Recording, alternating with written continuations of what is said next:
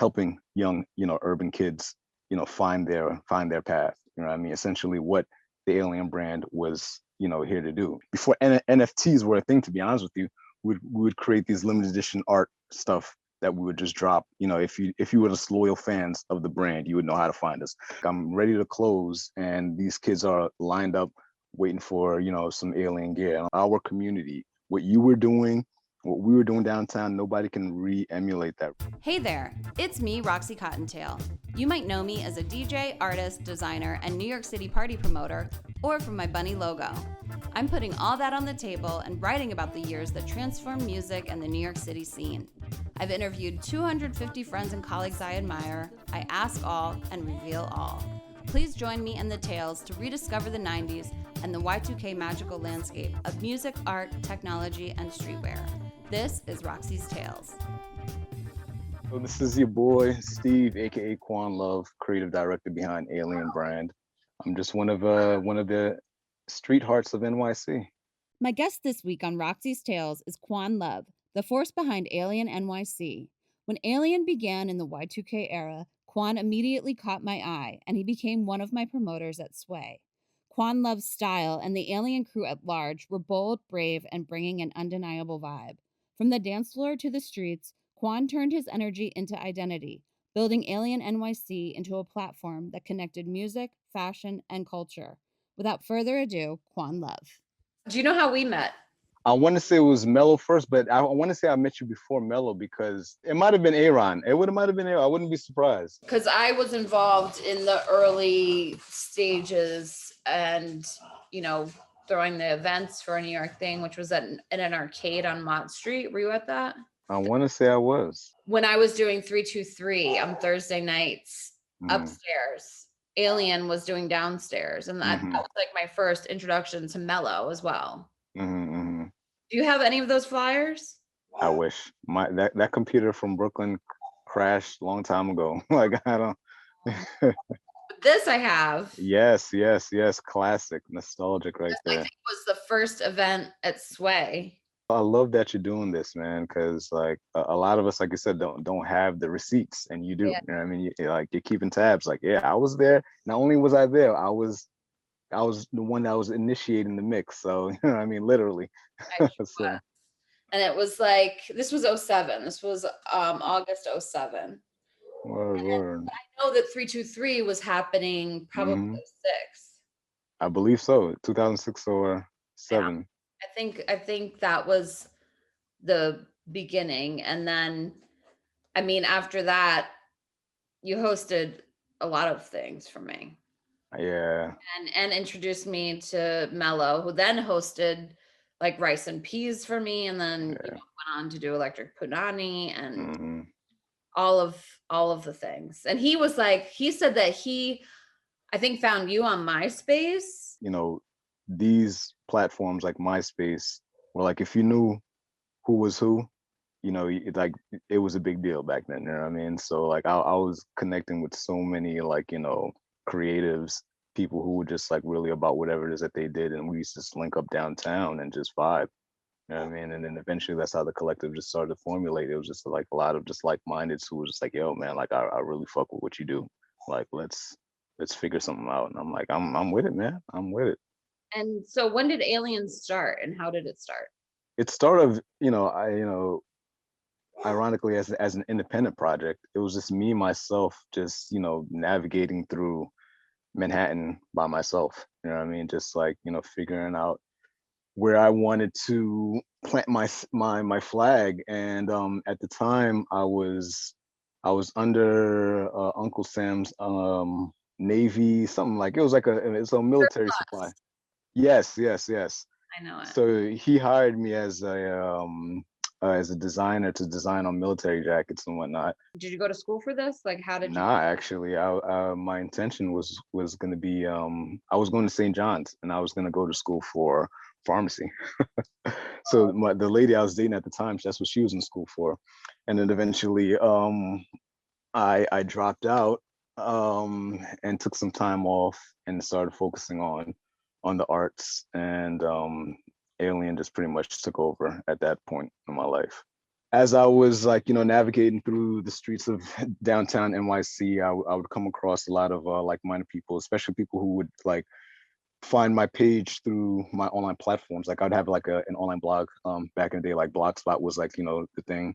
So, I would keep, a lot of my followers up to date with what I was doing downtown. Some of the latest stuff that I would design on and whatnot, and they would reach out to me, or if they knew I was going to hang out at a spot after work, they would meet me there, hang out, cop a few t-shirts or whatnot, or whatever the case may be. And then I think when I started really hanging out with Tigger and I'm trying to think who like technically Tigger and Rick Starr was like the official members, like, I mean, the real official members of the crew. And we're like, yo, let's actually formulate this into a brand. And Aaron was already like, had an eye out for me, and he was like, yo, I'm about to open up the shop really soon. Like, why don't you just work for me under my roof? And I was like, all right, I'm definitely down for it. And then when I was working at his spot, he would allow me to sell some of the alien stuff there. And he would always hit me up and be like, dude, I had to keep this spot open up late because kids would line up waiting for your shit. And I mean, like, I'm ready to close, and these kids are lined up waiting for, some alien gear. And I'm like, damn. I mean, that's when I was like, you know what, maybe I should really try to figure something out. And I still didn't. I was still very young and naive at the time, what I mean, just having fun with it. But yeah, like it really, created an opportunity for, like-minded to just use this platform to just express whatever it is that they enjoy doing. So if it was the music, what I mean, whether if it was the fashion, if it was the photography, whatever it was. I mean, like we're trying to create this platform for everybody to come through. It's like this ill ass spaceship, this modern day spaceship where everybody can just come and express their creative ass. Was this your illustration? Yeah, that was me who drew that. So I used to do all the artwork back in the day. All of this that was happening between like art, fashion, music, how do you feel that this is impacted now? Significantly. Like even now as a father and as a educator, to be honest with you, like I see my students and what they're into, and I'm like, man, if they only knew that their counselor, their their mentor, their teacher had such a significant, I mean, like, impact into everything that they're into right now. I mean, but it's humbling at the same time. I mean, because I'm seeing it from two different lenses. I mean, like, I was once that young, student, who was just out there looking, ready to just go out there and explore the world. And then now I'm like, this, cool mentor helping young, urban kids, find their path. I mean, essentially what the Alien brand was, here to do. I mean? We're trying to let creatives, find their niche, create a path that was uniquely their own, and that where nobody can feel like they were being judged or whatever. Even if they were judged, they didn't care because they were so confident in whatever it is that they did. What I mean? So, it's played such a significant role, and it's just, like I said, humbling just to see it from a whole new perspective now, being from the outside looking in at the new generation. The beauty of the collective is that, our goal, whether we were conscious of it or not, is like to raise your confidence and your level of not giving a fuck. You know what I mean? So um we were, we were put in a position where you have all these young, eclectic, creative, you know, confident, just creatives, all around creatives who were just backing each other up. I mean? Backing each other up regardless what the situation is. And, we weren't afraid to take risks. You know what I mean? It's like at the end of the day, it's like majority of us were already not fully accepted in our hood already. You know what I mean? So for us to come back, even more weird wouldn't even be such a big deal. So, when we would go back to our communities with these, very extreme tastes of fashion, some people, would do a double take. Some people would press us, and then some people were like, you know what, it's different, but I can see myself doing that too. You know what I mean? Like I thought about it, but you know what I mean? Now that I see it on somebody else, I think I could do it too. You know what I mean? So it was just raising that just self-awareness. That confidence, that movement, and like what that probably gave to young men to see other young men pushing the boundaries, because it's much more accepted for the feminine, I would, Hmm. Hmm. and I respect it a lot. And at the time I took it for granted. I was just like, these are cool kids and I hang out with cool kids. But now, looking back, you can see what a great positive influence that is on a culture at large. Hmm.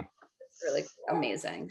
So where else were you going besides like 323 and Sway? You were hosting for me. Oh man, like that's the thing. I was all over the place because I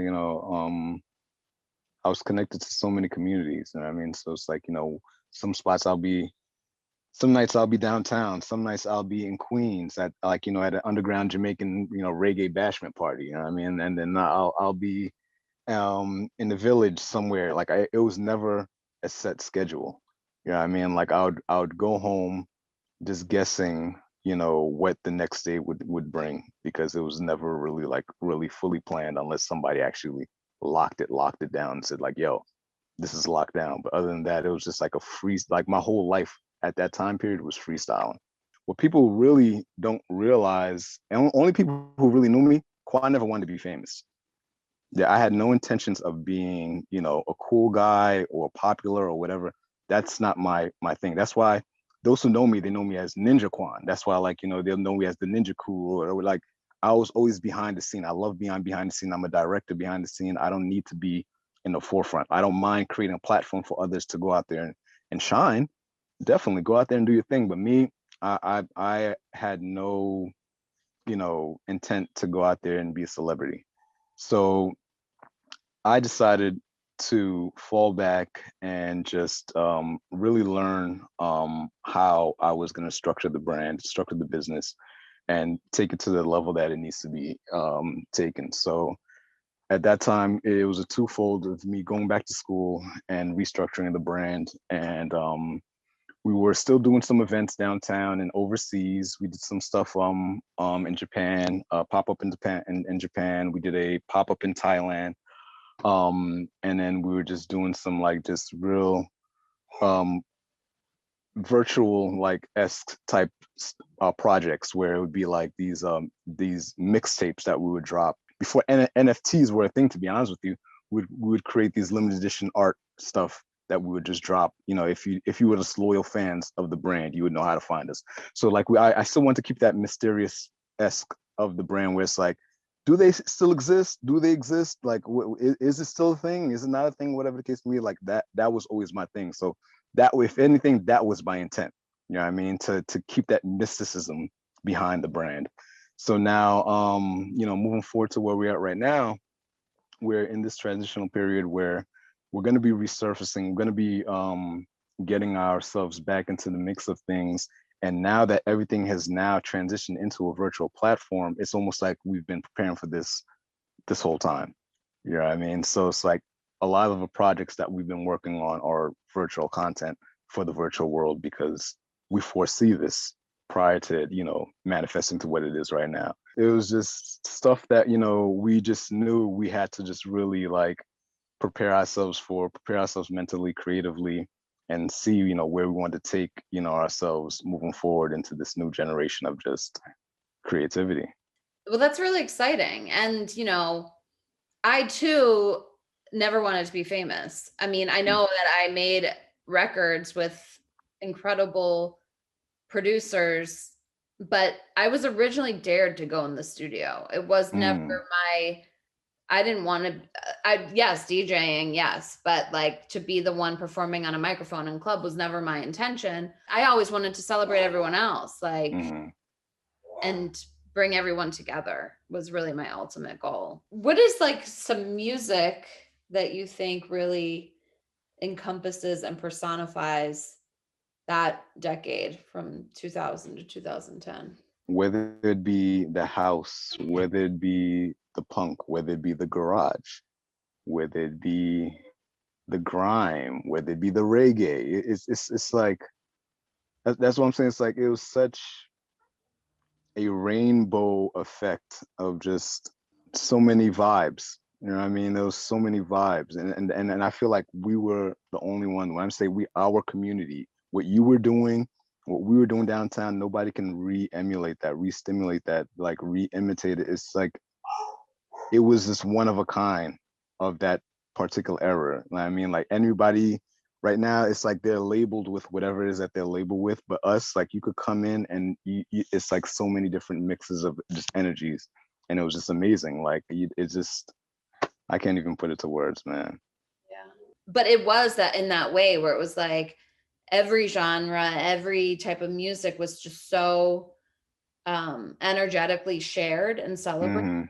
Mm-hmm. Mm-hmm. And it's crazy. I think how all of that came together just on some pure love and like just joy, really. Mm-hmm. And Mm-hmm. now the music is reflected in today's time of all of those genres, you know. Mm-hmm.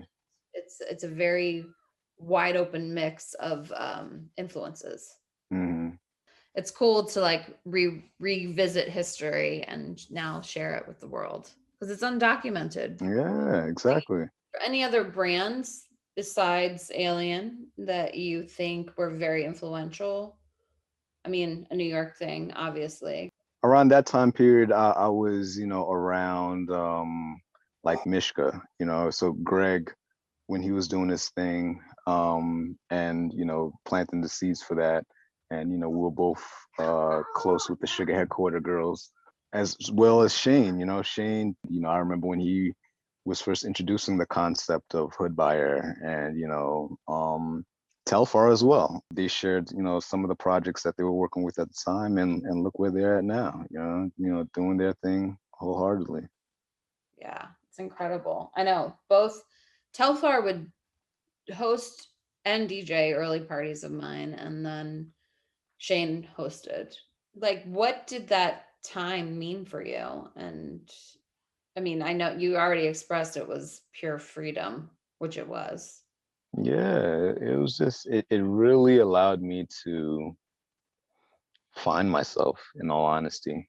Being a New York native and a New York native of color, um, you're often stereotyped to walk a particular path.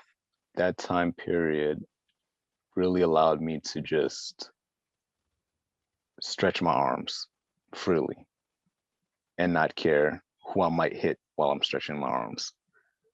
And while I'm stretching my arms, I realized there were other people who were stretching their arms just as wide as well. And then eventually, what started off as a stretching class became a group hug. You know what I mean? Where it's like, yo, like we all support each other. You know what I mean? It's like F what anybody has to say about who we are, what we do, and let's continue to do what we do and enjoy what we do. And I don't think I even would even be in the field of education as a counselor now, if it wasn't for what I experienced in the downtown scene, because I know what all these kids are going through. They need these outlets. It was just so euphoric at the time period, and it really allowed an individual just to self-reflect and just say, hey, yo, this is who I am. You know what I mean? Like either you roll with me or you don't, and that's cool. You know what I mean? Because there were people who did not roll with us, and that was completely cool. You know what I mean? Like it was unfortunate because some of them we might have highly appreciated or respected or whatever, but they just didn't like our whatever. And I was like, yo, it's all love. I still got nothing but love for you. You know what I mean? It is what it is. You know what I mean? And we just did our own thing. So Yeah, it just really presented you know, an opportunity for me to just really self-reflect and find who I am as a creative, a New York creative. So I just wanted to share a little history lesson that you were a great big part of and say thank you. Thank you for just connecting, you know, in the past and in the present. Thanks for hopping by. That's it for this week. Don't forget to subscribe, like, share, comment, and stalk. Bounce, little kitty.